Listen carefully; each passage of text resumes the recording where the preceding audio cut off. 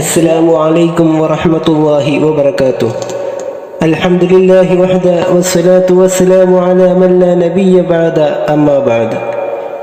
ഫലസ്തീൻ അടക്കമുള്ള ലോകരാജ്യങ്ങളിൽ മുസ്ലിമീങ്ങൾ ഇസ്ലാമിൻ്റെ ശത്രുക്കളിൽ നിന്നും വലിയ കൊടും പീഡനങ്ങളും പ്രയാസങ്ങളും അനുഭവിച്ചു വരികയാണ്.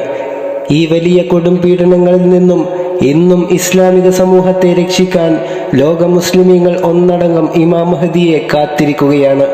അതെ, ലോകം മുസ്ലിമീങ്ങളെ ശത്രുക്കളുടെ കയ്യിൽ നിന്നും രക്ഷപ്പെടുത്താനായി 1400 വർഷങ്ങൾക്ക് മുമ്പ് പ്രവാചകൻ മുഹമ്മദ് നബി സല്ലല്ലാഹു അലൈഹി വസല്ലമ തങ്ങൾ പറഞ്ഞ ആ നേതാവിനെ ലോകം കാത്തിരിക്കുകയാണ്.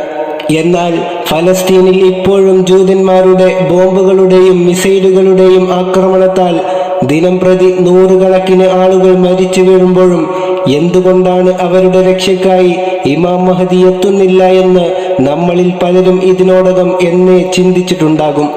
മതി, ഈ ലോകത്ത് പടച്ച റബ്ബിന്റെ തീരുമാനമല്ലാതെ ഒന്നും തന്നെ സംഭവിക്കുകയില്ല. എന്നാൽ എപ്പോഴാണ് ഇമാം മഹ്ദി കടന്നു വരിക എന്നതിനെ കുറിച്ച് കൃത്യമായി പ്രവാചകൻ മുഹമ്മദ് നബി സല്ലല്ലാഹു അലൈഹി വസല്ലമ തങ്ങൾ നമ്മെ പഠിപ്പിക്കുന്നുണ്ട്. പ്രവാചകൻ മുഹമ്മദ് നബി സല്ലല്ലാഹു അലൈഹി വസല്ലമ തങ്ങൾ ലോകാവസാനത്തിന്റെ വലിയ അടയാളങ്ങളിൽ ഒന്നായി എണ്ണിപ്പറഞ്ഞ ഒരു കാര്യമാണ് ഇമാം മഹ്ദിയുടെ കടന്നുവരവ് എന്നുള്ളത്. എന്നാൽ ഈ അടയാളങ്ങൾ കൃത്യമായി സംഭവിച്ചു കഴിഞ്ഞാൽ തീർച്ചയായും ഈ ലോകത്തേക്ക് ഇമാം മഹ്ദി കടന്നു വരിക തന്നെ ചെയ്യും. ലോകാവസാനത്തെക്കുറിച്ച് പ്രവചിച്ച പല കാര്യങ്ങളും കൃത്യമായി പുലർന്ന പ്രവാചകന്റെ സുന്ദരമായ വചനങ്ങളിൽ നിന്നും 100% നമുക്ക് ഉറപ്പിക്കാൻ സാധിക്കും.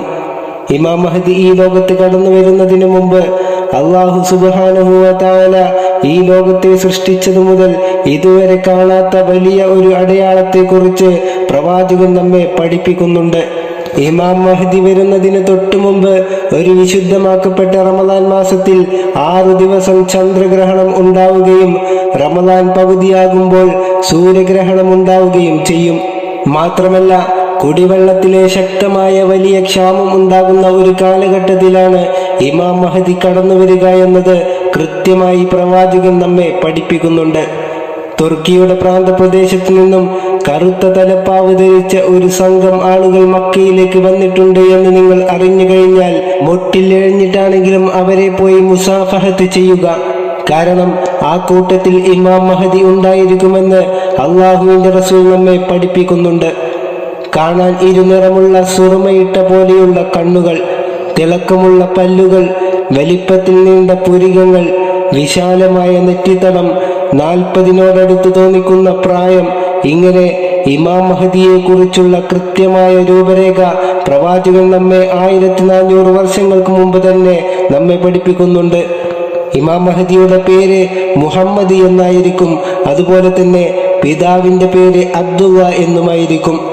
ഇസ്ലാമിക സമൂഹം ഒരു വലിയ പ്രതിസന്ധി കടന്നു പോകുന്ന സമയത്ത് പരിശുദ്ധ കഅബയിലേക്ക് 12 രാജ്യങ്ങളിൽ നിന്നുള്ള അവതാരകൾ ഹജ്ജിനായി വരും.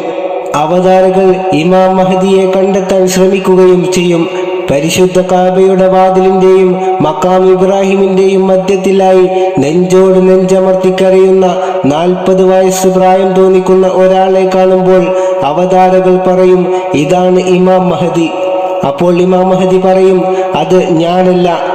നബി പറഞ്ഞ എല്ലാ അടയാളങ്ങളും നിങ്ങളിൽ കാണുന്നുണ്ട് എന്ന് അവതാരകൾ പറയുമ്പോൾ മഹ്ദി ഇമാം തിരിച്ചു പറയുന്നു, അത് ഞാനല്ല.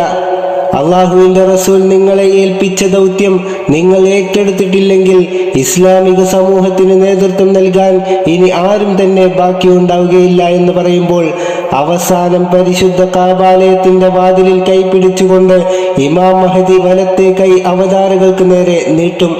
അങ്ങനെ അവർ ഇമാം മഹ്ദിയെ ബൈഅത്ത് ചെയ്യും. ആദ്യം ബൈഅത്തിന് എത്തിച്ചേരുന്നത് ഒരു അറബി വംശജനും, രണ്ടാമത്തേത് ഇറാനി വംശജനും, മൂന്നാമത്തേത് തുർക്കി വംശജനുമായിരിക്കും. പിന്നീട് ലോകത്തിന്റെ ഭരണം മഹ്ദി ഇമാം ഏറ്റെടുക്കുകയും ചെയ്യും. കുടിവെള്ളത്തിന് വളരെയേറെ ക്ഷാമമുള്ള ഈ ലോകത്ത് സമ്പൽ സമൃദ്ധമായ മഴ വർഷിക്കും. ദാരിദ്ര്യം ഉണ്ടാവുകയില്ല. അങ്ങനെ ലോക മുസ്ലിമീങ്ങൾ കാത്തിരുന്ന സുന്ദരമായ ഒരു ഭരണം ഇമാം മഹ്ദിയുടെ കീഴിൽ സംഭവിക്കുകയാണ്. അങ്ങനെ ഇമാം മഹദിയുടെ കീഴിൽ ഒരു സുന്ദരമായ ഭരണം നടക്കുന്ന കാലത്താണ് 96,000 പേർ അടങ്ങുന്ന ജൂതന്മാർ ഇമാം മഹദിയെ വധിക്കാനായി മുന്നോട്ട് വരുന്നത്. അങ്ങനെ അവസാനം അവതാരകളും മുസ്ലിമീങ്ങളും മഹദി ഇമാമിൽ കൂടിച്ചേർന്ന് 4 ദിവസം നീളുന്ന ഒരു യുദ്ധത്തിൽ ഇമാം മഹദി ജൂതന്മാരെ തകർക്കുമെന്ന് നബി സല്ലല്ലാഹു അലൈഹി വസല്ലമ തങ്ങൾ നമ്മെ കൃത്യമായി പഠിപ്പിക്കുന്നുണ്ട്. അതിനുശേഷമാണ് ദജ്ജാലിന്റെ ആഗമനം. അതുകൊണ്ട് തന്നെ ഇനിയും വലിയ പ്രയാസങ്ങളിലൂടെ ഇസ്ലാമിക സമൂഹം കടന്നു പോകേണ്ടിയിരിക്കുന്നു. അല്ലാഹു തആല ലോക മുസ്ലിമീങ്ങൾക്ക് സമാധാനം നൽകുമാറാവട്ടെ. വആഖിറു ദഅവാനാ അൽഹംദുലില്ലാഹി റബ്ബിൽ ആലമീൻ. അസ്സലാമു അലൈക്കും വറഹ്മത്തുള്ളാഹി.